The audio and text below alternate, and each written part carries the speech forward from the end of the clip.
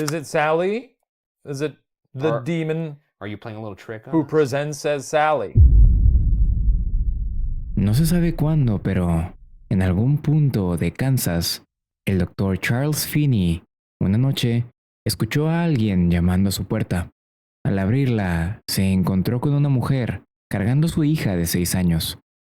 La niña estaba gritando de dolor, por lo que el doctor les pidió que pasaran para que la pudiera revisar.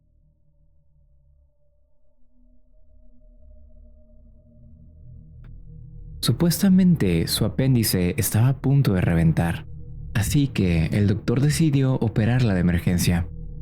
Por las prisas, tuvo que actuar antes de que la anestesia hiciera efecto, cortando y abriendo a la niña mientras ella aún estaba despierta.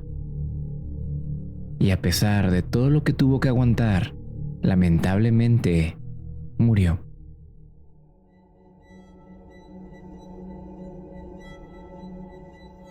Esta es la historia sobre el origen de una de las casas más embrujadas del mundo, The Sallie House. Holy shit, oh my god! No! Who would you like to do SD? Oh my god! Oh my god! Oh my god! Oh my god! What the What is that? fuck What is that? What is that? Did you just hear Yes, that? yes, no. Y el día de hoy me acompañarán en una aventura para desenterrar la oscuridad que la rodea y ver si, genuinamente o no, es un epicentro de lo paranormal. Yo soy Pato de Patos Potions y sean bienvenidos a este nuevo video. Comencemos. Hola a todos, ¿cómo están? Estamos súper cerca de Navidad y quería pasarme antes de comenzar el video para desearles felices fiestas de parte de todo el equipo de Patos Potions. Para celebrar, estamos retomando un poco los temas paranormales, así que espero los disfruten. Ahora sí que sí, sin nada más que decir, ¿qué les parece si continuamos con el video?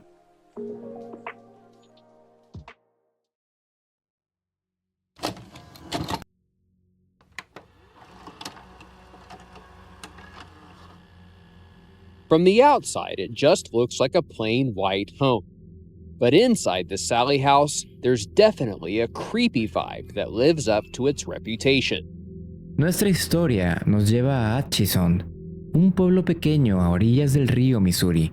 Y aunque usualmente este tipo de pueblos no dan mucho de qué hablar, Atchison tiene algo que lo hace destacar un poco sobre los demás pueblos estadounidenses. Ellos se autoproclaman la ciudad más embrujada de Estados Unidos. La razón, su densidad de casas embrujadas. Pero si uno se fuera a llevar el premio a la más activa paranormal, esta sería sin duda la Casa Sallie. ¿Recuerdan la historia que les conté al inicio sobre un doctor y una niña? Bueno, algo que tengo que aclarar es que no existe evidencia histórica de que realmente haya sucedido. Sin embargo, la casa está embrujada. Eso te lo puedo asegurar y estás a punto de descubrir por qué. So the camera won't turn on for anything unless it detects motion. Well, and this happens.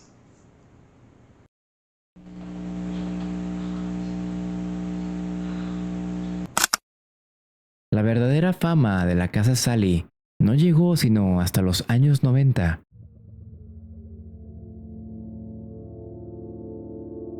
En 1993, una joven pareja, Debra y Tony Pickman, decidieron mudarse a esta casa. Acababan de casarse y estaban esperando a su primer bebé. Ya una vez asentados, todo transcurría con normalidad. Durante los primeros meses, comenzaron a notar cosas extrañas, pero no alarmantes. Focos fundidos, el temporizador de la estufa sonando solo, e incluso llamadas telefónicas que se cortaban sin explicación. Ellos jamás pensaron que se tratara de algo paranormal. Es más, estaban muy seguros de que eran problemas de electricidad debido a la antigüedad de la casa. Pero todo cambió poco después de que naciera Taylor, su hijo. Una noche, tras pasar el día fuera, regresaron a casa con el bebé dormido en brazos, subieron a su habitación y se encontraron con una escena que solo podría ser descrita como extraña. Todos los peluches y juguetes de Taylor estaban amontonados en el centro del piso. Esto era extremadamente raro. Debra aseguraba haber dejado acomodados todos los peluches en sus respectivos lugares. ¿Cómo era posible que ahora estuviesen en medio del cuarto apilados de una forma claramente antinatural? Cabe aclarar que en esos momentos nadie más vivía con ellos en la casa. Por obvias razones, lo primero que pensaron fue que alguien se había metido a robar. Procedieron a registrar cada cuarto, pero la casa estaba vacía. Sin saber qué hacer, optaron por mejor tratar de olvidar la situación. Devolvieron los muñecos a sus sitios, acostaron al bebé en su cuna y bajaron las escaleras, tratando de convencerse de que tal vez ellos habían dejado los juguetes y lo habían olvidado. Pero justo antes de que pisaran el último escalón, vieron que la luz del cuarto de Taylor se había encendido por sí sola en el piso de arriba. Subieron corriendo alarmados, pensando que el responsable del desacomodo de peluches se había escondido y estaba esperando la oportunidad perfecta para robar a su hijo. Pero una vez llegaron, encontraron algo que sus cabezas no podían terminar de comprender. Uno de los ositos de peluche que acababan de acomodar se encontraba nuevamente en el suelo. Pero Tony notó algo muy extraño. El oso estaba en una posición muy específica. Parecía como si hubiese sido colocado deliberadamente mirando hacia la puerta. Con un muy mal sabor de boca y mucho miedo, los padres decidieron volver a buscar cada rincón de la casa, pero, como probablemente ya lo están esperando, no hallaron a nadie. Debra, en un intento de capturar a quien sea que estuviese jugando con ellos, decidió subir sigilosamente al cuarto de Taylor, pero lo único que encontró es que, nuevamente, el osito de peluche se encontraba otra vez en el piso. Esto ya no era una coincidencia. Algo estaba sucediendo y ellos no tenían explicación alguna. Al inicio no querían ver lo que estaba sucediendo, pero ahora era innegable. Sí, definitivamente había algo en su casa, aunque ellos no lo pudieran ver. No one can see you. I don't know where you're at. Oh, thank you. Su siguiente acción fue llamar al hermano de Tony, Larry. Cuando este llegó, la casa se había calmado un poco. Le contaron lo que había sucedido y esperaron varios minutos para que se repitiera el fenómeno. Pero no ocurría nada. Para calmar la situación, Tony bromeó que tal vez el fantasma quería jugar y su hermano, que era completamente escéptico, le siguió el juego. Subieron al cuarto del bebé, revisaron que todo estuviera en orden y bajaron, solo para descubrir algo desconcertante. Un oso de peluche que había dejado de señuelo en la sala había cambiado de posición. Absolutamente nadie lo había tocado. Hubo varios segundos de silencio. Ninguno de los tres se atrevía a decir algo, como si todos estuviesen pensando en alguna manera de que esto fuese factible, pero nadie dijo nada. Después de un par de minutos, Debra por fin rompió el silencio, simplemente diciendo: «Hay algo aquí». Decidieron que lo más prudente sería pasar la noche en otro lugar, y me encantaría decir que este es el final de su historia, pero no es así. Cuando Tony colocaba a su hijo en el portabebés del coche, sintió un ardor en la espalda, algo que él describió como 3 garras invisibles que le arañaron a través de su ropa. Soltó un grito de dolor, pero para su sorpresa, no había nadie detrás de él. Se marcharon lo más rápido posible, y una vez en casa de la madre de Tony, es que pudieron revisar los arañazos para ver qué había ocurrido. Pero era verdad. Tony tenía 3 heridas largas marcadas en su espalda, y no eran heridas cualquiera, eran profundas y estaban sangrando. Aquella fue la primera vez que la entidad de la casa Sally atacó a alguien físicamente, y no sería la última. If Phil and I go to the basement, will you communicate with us? Sé lo que están pensando. Es obvio que se mudaron, ¿no? ¿Quién se quedaría en esa casa tras haber vivido algo así? Pero no es tan sencillo. Los Pigman no podían irse. Piénsenlo un poco, acababan de tener un bebé. Sus ahorros eran escasos y mudarse otra vez era algo fuera de sus opciones. Así que, con mucho miedo, decidieron intentar comprender lo que estaba ocurriendo en su casa. Larry, el hermano escéptico, quedó tan impresionado por lo que había ocurrido que decidió llamar a una conocida suya para pedir ayuda, una psíquica de California llamada Bárbara. Lo primero que hizo Bárbara fue agendar una llamada telefónica con los Pigman, en la cual capturó detalles de la casa sorprendentes, sin siquiera haber estado nunca ahí. Le dijo a Tony y a Debra 3 cosas extremadamente precisas. Número 1. Hay un espíritu en esa casa. Número 2.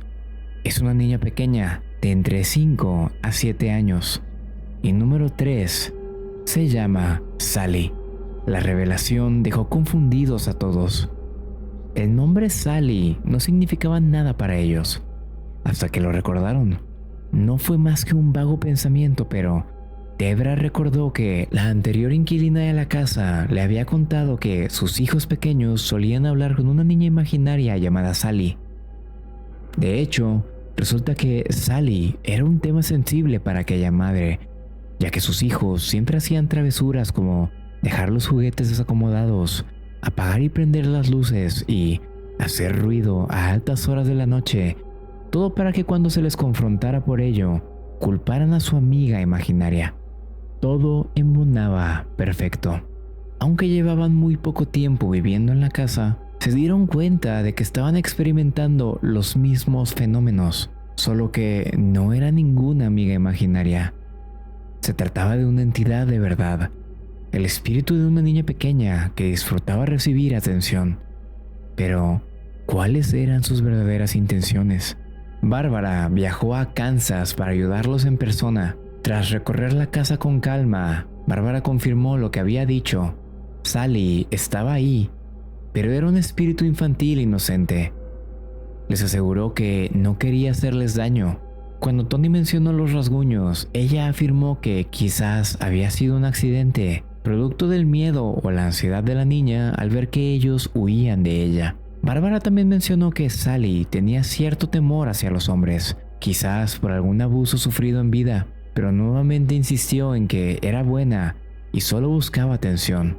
Y por loca que sonara la idea, la medium sugirió a los Pigman que intentaran integrar a Sally en la familia, hablarle con cariño, reconocer su presencia e incluso darle regalos de vez en cuando. Ella creía que si la trataban como a una niña más, quizá todo se calmaría. La pareja, un poco reacia, decidió seguir el consejo. Debra, especialmente, volcó su instinto maternal en la niña. Le hablaba en voz alta como si pudiera oírla. «Buenos días, Sally. Vamos a cuidar al bebé. ¿Vienes?» Incluso le compró una muñeca de porcelana nueva. La envolvió con papel de regalo y la dejó en el cuarto del bebé para Sally. Y aunque eso fue un gesto bastante dulce, no debían de olvidar que estaban lidiando con algo desconocido. Al poco tiempo de darle este regalo, Debra entró a la habitación y encontró la muñeca fuera de su caja, colocada dentro de la cuna junto al bebé. Lo más extraño, la caja y el papel de regalo seguían intactos. Probablemente muchos se asustarían ante este evento, pero Debra no. De hecho, fue todo lo contrario. Ella se sintió conmovida. Es como una hija más, pensó. Y desde ese día, Debra pasó de sentir miedo a verse a sí misma como una especie de protectora para Sally. Por otro lado, teníamos a Tony. Él, lamentablemente, no estaba recibiendo el mismo lado de la moneda. De hecho, cuanto más acogedora se mostraba Debra con Sally, más agresivas y extrañas eran las experiencias que Tony vivía. Should we be afraid of you, or are we welcome here?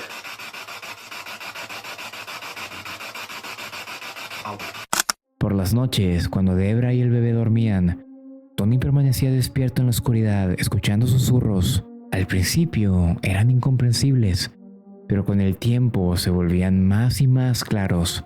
Las madrugadas en las que sí podía conciliar el sueño, de un momento para otro llegaba a sentir dedos helados agarrándole los pies, o incluso mordidas en sus dedos. Tony poco a poco empezaba a sentirse al borde del colapso. Pero cuando le contaba a su esposa, ella minimizaba todo. Seguro es Sally jugando contigo, no seas dramático. La negación de Debra ante cualquier indicio maligno fue, tal vez, un mecanismo de defensa ante la terrorífica situación. Pero personalmente siento que debió de haber escuchado un poco más a su pareja. Una noche invitaron a unos amigos a cenar. Conversaban en el comedor cuando de pronto uno de ellos gritó: «Tony, tu frente». So, did you feel it here or down here? Where did you feel it? Kind of like all across here. Oh, the whole face? Yeah. First, a scratch appeared on his face. Then, moments later, deeper cuts appeared on his back. You physically felt that? Yeah. Para sorpresa de todos, un hilo de sangre comenzaba a descender por la frente de Tony. En vivo y ante 4 personas, un arañazo grande se empezó a marcar solo en su piel. Desde su pelo hasta su ceja, todos lo vieron aparecer como si una garra invisible le rajara la frente en ese momento. Tony salió corriendo al baño y Debra tomó una servilleta para ayudarlo a limpiarse la sangre. Aquello era imposible de ignorar, pero Debra aún así lo hizo. Ella insistió en que Sally solo estaba jugando y que Tony seguro se había rascado sin darse cuenta. Nadie podía creer que siguiese defendiendo a un espíritu que claramente estaba lastimando a su esposo. A partir de este punto, las agresiones físicas escalaron. Tony amanecía con moretones y arañazos nuevos todos los días. Empezó a sufrir de pesadillas horribles. Soñaba que algo lo arrastraba fuera de la cama, tomándolo de los tobillos. Y al despertar, encontraba marcas alrededor de sus muñecas. Otra noche soñó con una mujer desconocida que lo llamaba desde la habitación de huéspedes. En el sueño, Tony la siguió y cruzó la puerta hacia la oscuridad. Al contárselo a Bárbara, la amiga medium, ella se asustó. Now here's a new one right now. Right now. Right here. Brand new. Can anyone get closer? Yeah, we're pretty close. I'm sitting right here and I didn't see it. It's on your side, yeah. It's on my side. I'm sitting... Ella se asustó y les dijo, puede que exista la probabilidad de que en su casa habite una segunda entidad. Y efectivamente, tras un trance, Bárbara la vio, una mujer mayor, tal vez el espíritu de una madre enojada, la madre de Sally, quizás, o podría ser alguna alma antigua atada al lugar.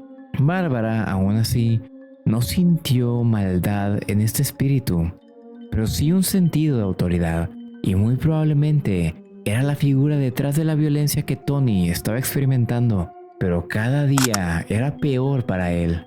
Una madrugada se despertó llorando. Había soñado que la mujer flotaba sobre él en la cama, sujetándolo del cuello mientras la habitación entera temblaba. Tony empezó a temer seriamente por su vida. Durante los siguientes meses, más eventos paranormales tomaron lugar en la casa. Poco a poco, la inocencia de Debra se iba perdiendo más y más, y aunque a ella no la molestaban los espíritus, estos encontraron una nueva víctima, Taylor, su bebé. Cada par de días se despertaba de madrugada gritando frenéticamente, pero no era el llanto habitual de un niño.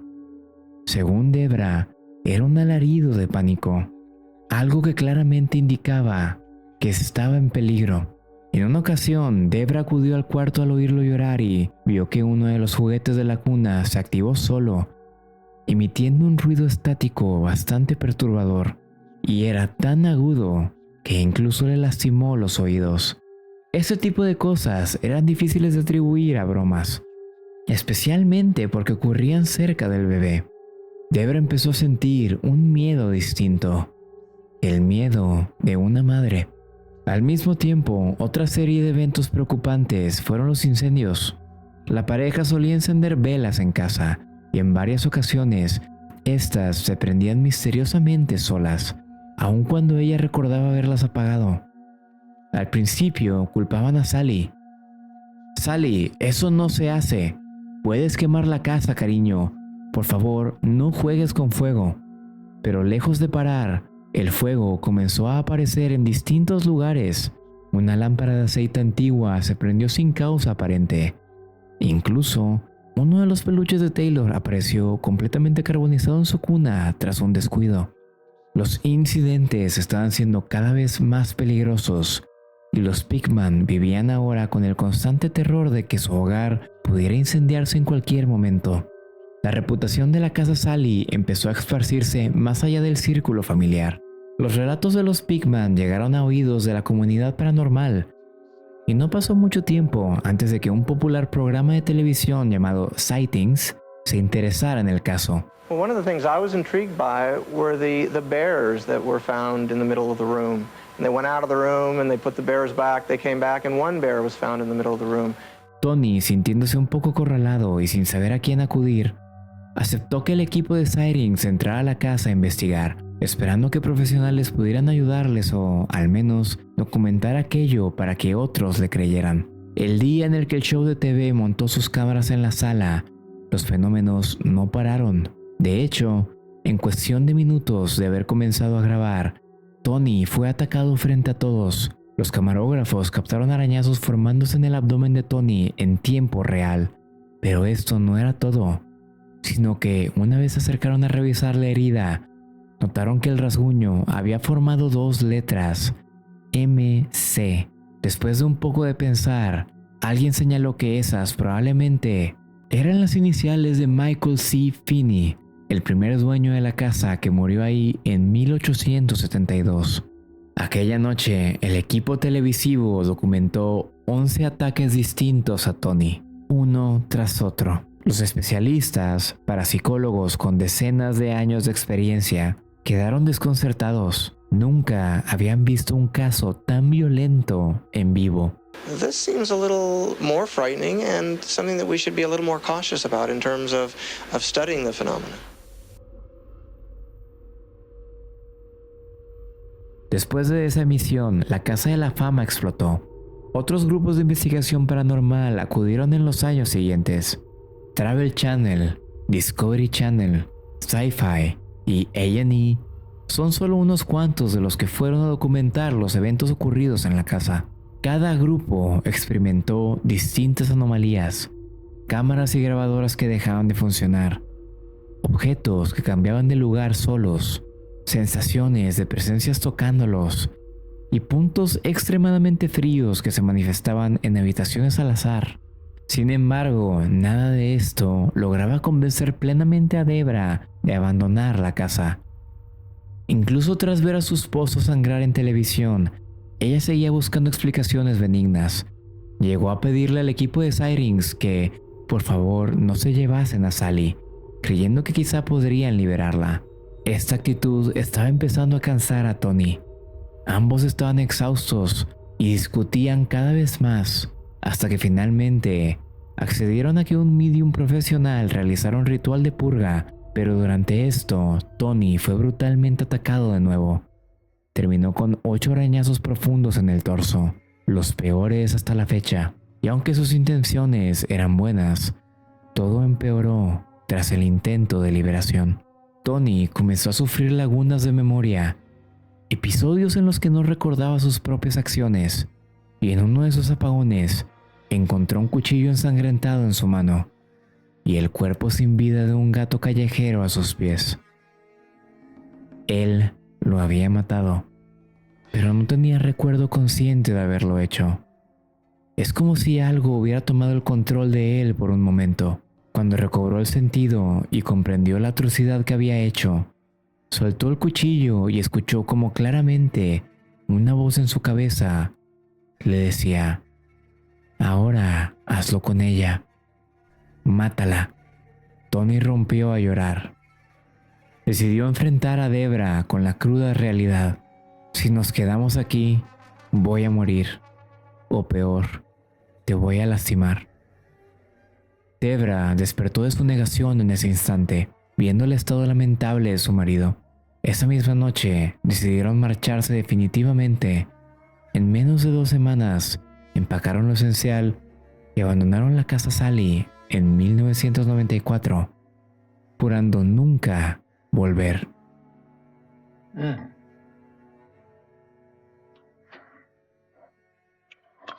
You all right? Yeah, I'm fine. Just burned. Is this unusual, Peter? Mhm. Something like this happen? Yeah, she's. Oh, man, baby burned. Sally has supposedly burned before. A rose, but never a person. Something is burning my face, like right now. It's.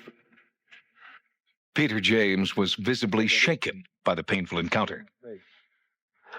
Wow.